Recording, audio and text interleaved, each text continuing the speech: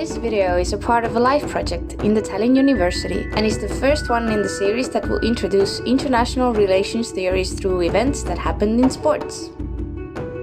Today we are going to talk about the relations between the two Koreas through the international relations theory of liberalism and through the lens of sports, specifically the women's hockey team in the 2018 Pyeongchang Winter Olympics.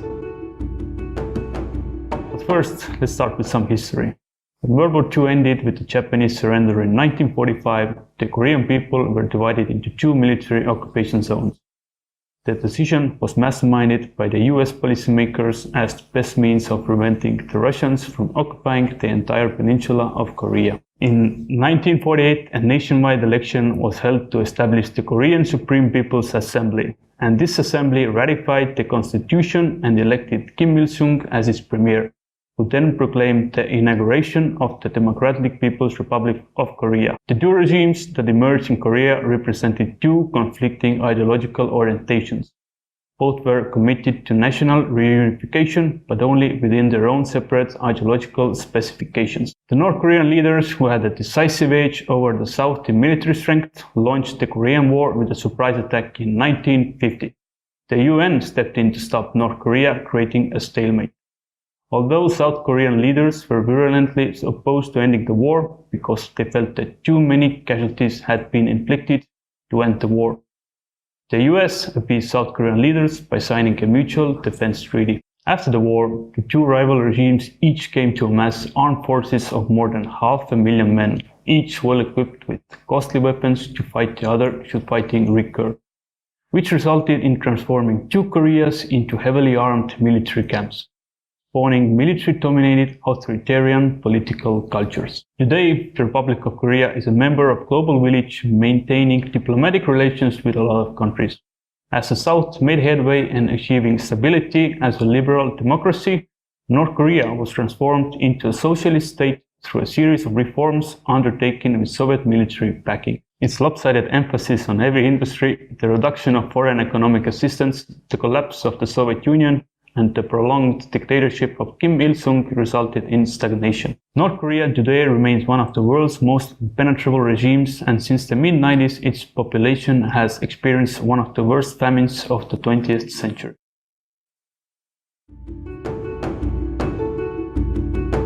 But now let's talk a little bit about the team itself. The squad is the centerpiece of the South Korean President Moon Jae-in's push to brand the Games as the Peace Olympics, and his goal of increasing exchanges between the two neighbors, technically still in conflict since the end of the Korean War. No peace treaty has ever been signed. North Korea and South Korea had previously competed under different flags in international competitions. However, there have been events where different countries compete as a unified team or under the same flag. For example, East and West Germany competed together from 1952 to 1964. In 1960 and 1964 Summer Olympics, Egypt and Syria joined together as the United Arab Republic.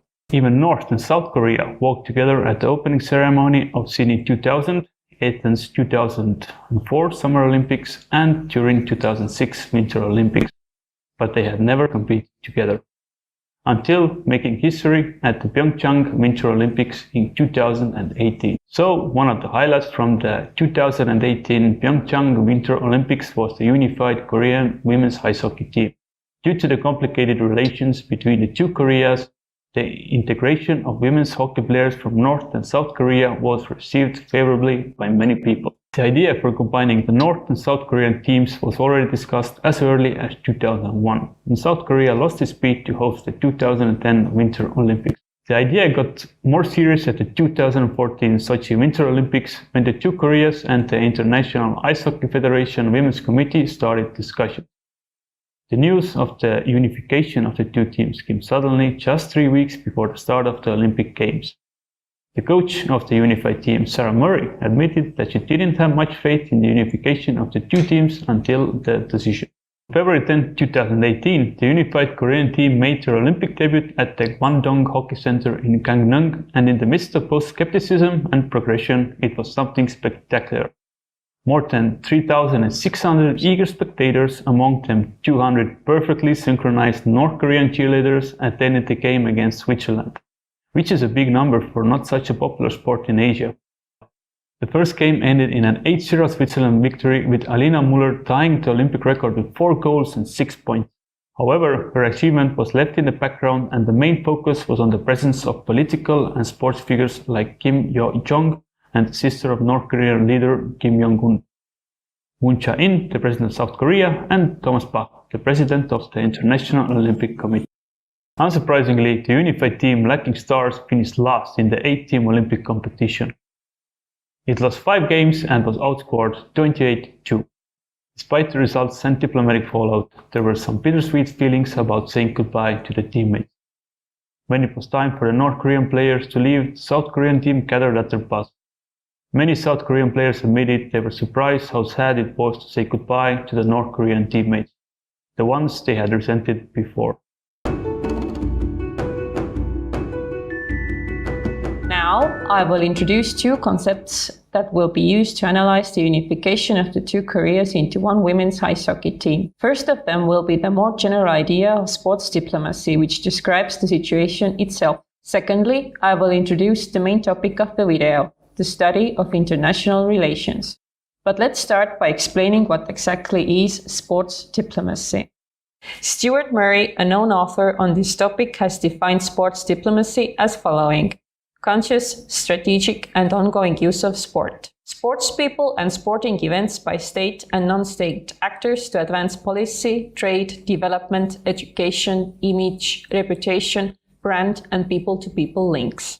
In layman's terms, sports can be used as a medium between states or some different groups to advance both of their objectives and ideas onto each other. In our case, the unified women's hockey team of both Koreas was used to advance the diplomatic relations of both countries on a global 2018 Winter Olympics stage. However, to analyze what both countries' specific intentions were with this act of sports diplomacy, we are gonna need a more scientific or specific theory that moves us on to international theory. International relations, as the name may imply, is an academic field which studies interactions between different states and international organizations. Some of the topics that it analyzes are diplomacy, trade, policies, and war. A fundamental part of the study of international relations, as in many other academic fields, are the theories. Perhaps the 2 biggest rivaling theories in international relations are the realist school of thought and the liberal school of thought, or realism and liberalism in short. Of course, there are many more beside those. Out of those 2, realism and liberalism, the theory of liberalism gives us a better understanding of the phenomenon that was the unification of the 2 Koreas into one women's ice hockey team in the 2018 Pyeongchang Winter Olympics.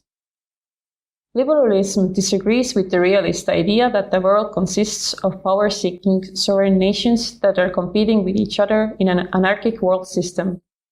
The main realism theory assumption being that power is a zero-sum game between states and the fundamental concern for states is survival. Therefore, national interests are above all other interests.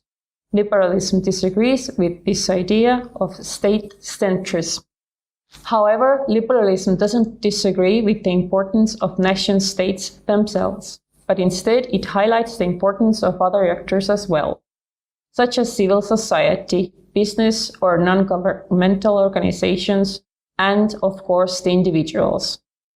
Liberalists also disagree with the generalization of states as always being of a certain kind, hinting at progressiveness. According to liberalism, just like people, states can also have different characteristic features, some of them being more hostile and some of them more friendly. Therefore, we cannot make broad generalizations. Liberalists think that states can also be friends and it's more about cooperation than conflict. This theory is more optimistic when perceiving world politics and human nature in general, as it often emphasizes the importance of democracy, human rights, and economic modernization. Therefore, liberalism doesn't see conflict as inevitable.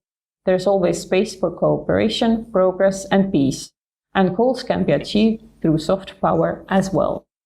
Now that we have more or less introduced international relations and what its theory of liberalism is about, We can look at how it applies to the unification of the two Koreas into one women's ice hockey team in 2018 Pyeongchang Winter Olympics.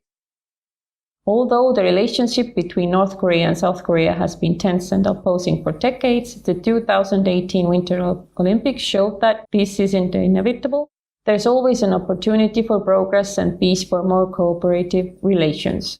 These are all aforementioned elements typical for liberalism, and it seems to be perhaps the best challenger to anarchic way of perceiving world politics. Just as we couldn't have imagined at the time that those two countries would unify their teams, but they did. The athletes from both countries marched together in the opening ceremony under a unified Korean flag and held each other's hands, later competing as one team in women's ice hockey. It is proof that through sports, steps towards less tense relations can be achieved. One sub-theory, sociological liberalism, argues that we shouldn't only focus on the state actors, but also pay attention to different groups and individuals because they can strengthen the cooperation between the states. In our case, the group is of course the women's ice hockey team that consists of individuals from both Koreas that later felt sad and cheered each other on when it came time to part from one another.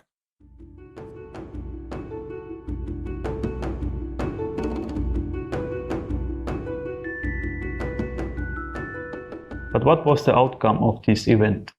The progress made at the Olympics is only the beginning of improving inter-Korean relations, but the thaw is still too nascent and not deep enough to overcome what remains not only deep-rooted distrust, but also starkly different conceptions of what denuclearization entails between South Korea, US on the one hand, and North Korea on the other. Although the relations did get better after the Olympics in 2018, the negotiations with the US soured a year later because of North Korea's disagreement with the denuclearization program. In 2020, North Korea said to cut off all communication lines with South Korea, and it was all due to South Korea's demand to denuclearize first. In addition to that, because of COVID, North Korea has not participated in Tokyo Summer Olympics in 2020 and the Beijing Winter Olympics in 2022. North and South Korea have submitted a joint bid to host the 2032 Summer Olympics, but there are some challenges to overcome. Firstly, the uncertainty if the International Olympics Committee will even consider the joint bid. Secondly, inter-Korean relations have not markedly progressed since 2018 and would need to improve significantly before 2025, when the International Olympics Committee would probably make its decision. Thirdly, even if inter-Korean relations improve, South Korea would likely have to pay some of the costs for Olympic facilities in Pyeongchang. In addition to that, South Korea should remain aware that if a joint bid is accepted, concerns dealing with human rights issues in North Korea will probably surge and could potentially depress participation. The unified women's hockey team at the Pyeongchang Winter Olympics of 2018 has been one of the most marginal of those efforts, as it showed that on an individual level, the people of Korea want to have closer relations and cooperation. And even though the relations have regressed since 2018, there is still the will to change the politics between the two countries through sports. And there you have it. This is how liberalistic international relations efforts of cooperation, progress and peace can be made through sports. Please subscribe to our channel and you won't miss out on new videos about sports and international politics.